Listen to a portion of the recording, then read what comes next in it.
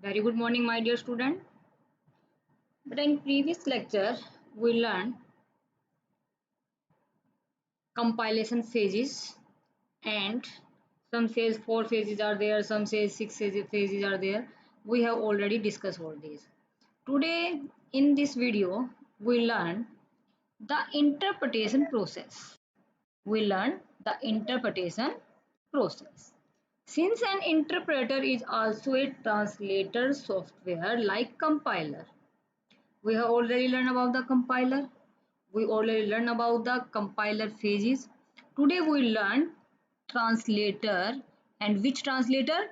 Interpreter. So compiler and interpreter both are the translator. Interpreter, its role is to convert the source code into machine intangible code. Through its purpose is the same as compiler, its working is very different from a compiler.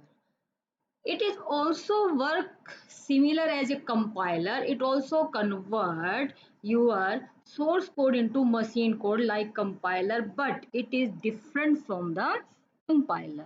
Unlike compiler, which works while whole program at all steps, in compiler your program will be converted at whole at one time. Whole program will be converted at one time, but in interpreter your program will be converted line by line.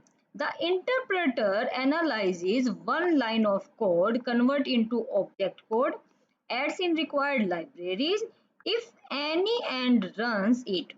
But yes, the first line of code is executed even before the second line code is converted to object code. This way of interpretation process with each line of code, adjacent figure explain this. Everyone attention here. You see here, interpretation, working of interpretation, we have source code. Source code means your code of C, C++, Java, VB, Oracle, your programming code. Then this code goes to the interpreter. This code goes to the interpreter, and interpreter convert it into object form, it into machine form. So first line, first he convert the first line, then second line, then third line, fourth line, five, and one by one it convert every programming one by one, step by step, and execute converted single line of code. Interpreter is very much needed there. So you see here, in interpreter your programming program will be converted line by line from the source code to the object code. But you see here, compiler convert complete program into object code at a one. Clear everyone? So what is the difference between a compiler and an interpreter? We have already learned this difference of compiler and interpreter in chapter number 1, but we do again here. Compiler, interpreter, in on the basis of input.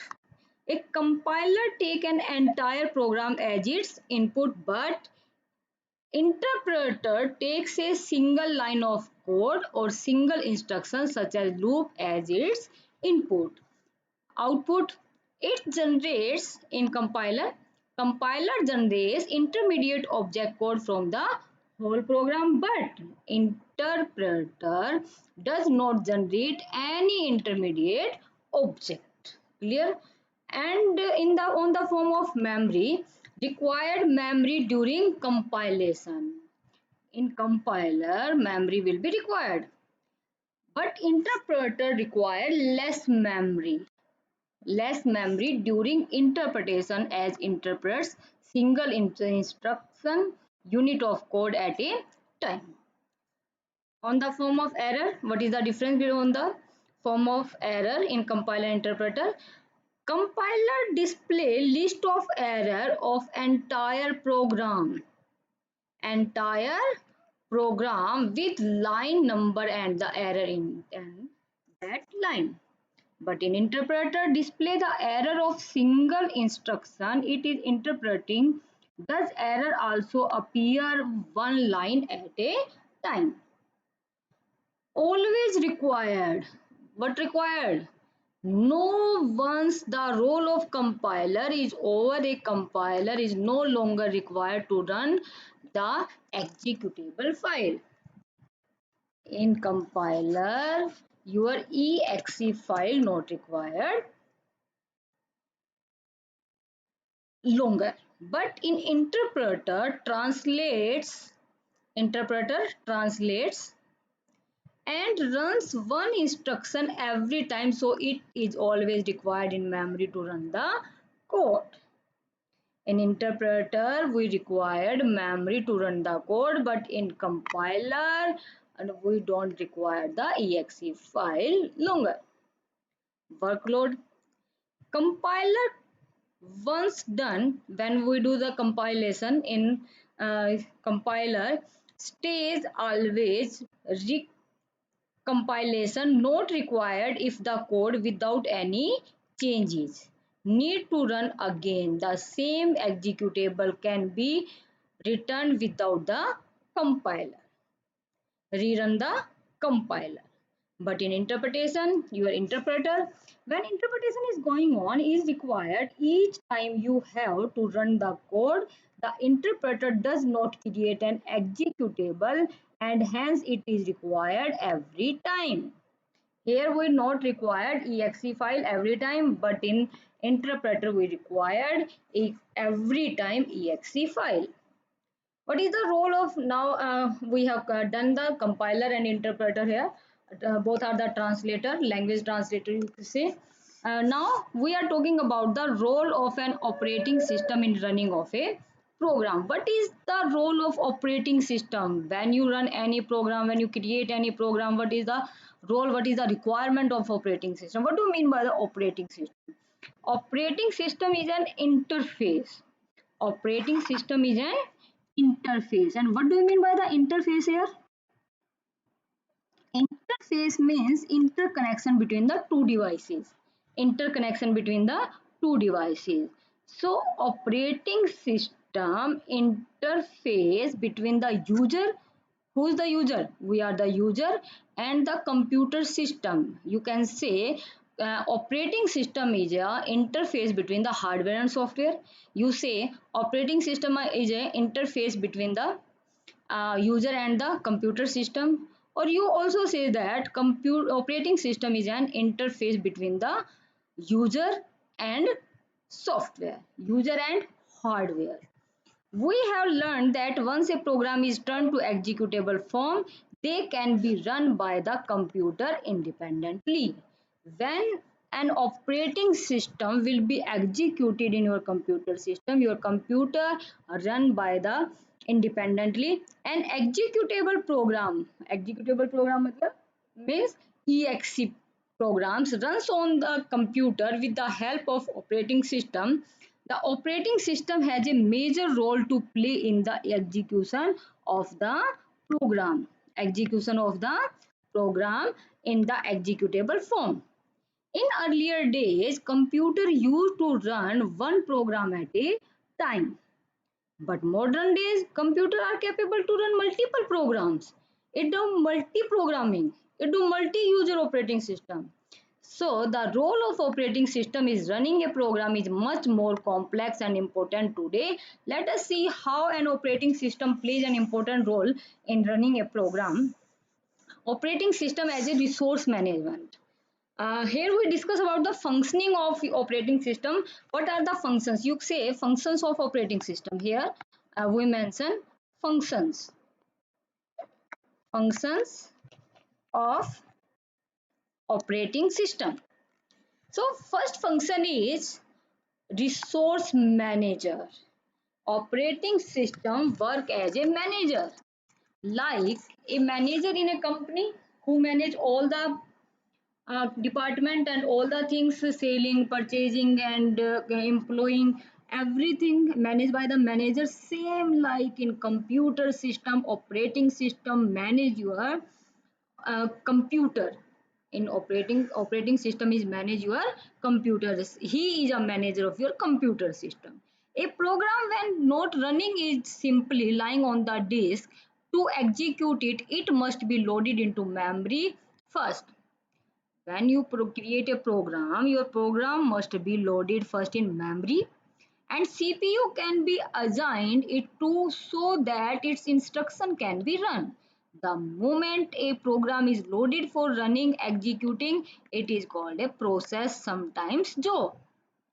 The process of running your program first time in memory, this program we say job, and you also say process. A running program on the executing entity. What do you mean by the entity? Entity means your any entity. For example, table is entity, your computer is one entity, you are the entity. So executing entity is called a process. Identification of anything is your entity. So uh, we say a running program or executing entity is called your process, or you say job and process interchangeable here in operating system. Multiple programs are run interplaced with each other so as to improve overall efficiency of the computer. Multi-programming, so many types of operating systems are there: single user operating system, multi user operating system, time sharing operating system. So here we're talking about the multi programming. When you do the programming more than once, this is your multi programming. Undoubtedly improves the overall efficiency of the computer system by getting more work done in less time, as the CPU may be shared among a number of active programs which are present in memory at the same time. So operating system work simultaneously. With the help of more operating system, you do multi-programming. At one time, you write so many programs. For example, in same time you are working on MS Word, in same time you are listening the songs, and same time your CD will be write in your CD with the help of CD-ROM, and one sided you are also work with the MS Excel, and you also work on the PDF. So this is your multi-programming. When multiple processes are running simultaneously, means simultaneously more than one program execute at a one time. It is important to manage them. For this purpose, operating system provide the functions, and your first function is your process management, your second function is process scheduling, third is your memory management, and fourth one is your input output management. So let's start the first function, process management. Process management. When a program need to be executed, it approaches operating system. The process scheduler of the operating loads it into memory, and it becomes a process which is, everyone underline this point, the process scheduler. The process scheduler. Scheduler means who schedule your program, who schedule the processing of your computer system, who schedule the CPU, or you say processor programs, who schedule the CPU or processor programs is your scheduler. Process scheduler of the operating system loads into memory, and it becomes a process. Process means anything going on which is executed as per instructions as soon the processor or CPU is assigned to it. A process is given some memory for each of the following sections for its proper execution. For its proper execution. A process is given some memory for each of the following section for its proper execution. Compiled code. First is your compiled code. Global variable. Global variable always work with all the functions. Global variable work on user defined function also, library functions also. Everywhere your program will be executed, everywhere your variable will be executed. So we call global variable. We discuss global variable in detail in programming when we discuss about the next chapters. Function calls, function returning you say, And local variable only work with a particular area, stack area, and memory for dynamic memory allocation, heap area.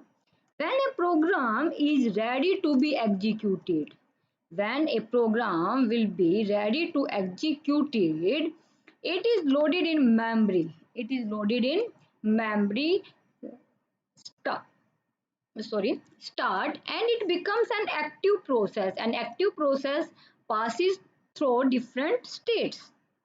These are start state, ready state, running state, waiting state, and terminated or exit. The initial state of the process, starting is the initial state of the process when the process is ready after wait. Process being executed by the CPU. The process waiting for the some resources, and the process is over. When your program will be completed and loaded in memory, then your program will be started. First your program will be started, and after that, after waiting, your program is ready to execute. And after that it will be running. If we need the waiting, then we go into the waiting, then we run it. Otherwise, running and read, again read, then run, then wait, other move your program here. And when your program is executed and complete processing is done, then your program will be terminated, or you say exit, or you say the process is over here. Okay, beta. So, conceptual memory map of a process, you understand here. Area used for function call, return addresses, argument, and local variables. Local variables, and one is your global variable. Local variable are those type of variables that work only within their function, or within the program only. But your global variable work inside the program, work outside the program, work with different another program also. So area used for function calls, return addresses, arguments, and local variable, stack, heap, global variable, program code. Area used for dynamic allocated memory. So first your program started from the program code, then you define the global variable, then your program will be goes into stack, and area used for the function is going against stack, and your process will move always. Area used for dynamic allocation of memory. One is your dynamic and one is your local variable. So your dynamic memory always give your data to the heap here. So this is the your conceptual memory map of process. So always your programming process going on that way. How CPU execute the interpretation? Uh, just 1 second. Yes, yes. How CPU execute the instruction of a ready process?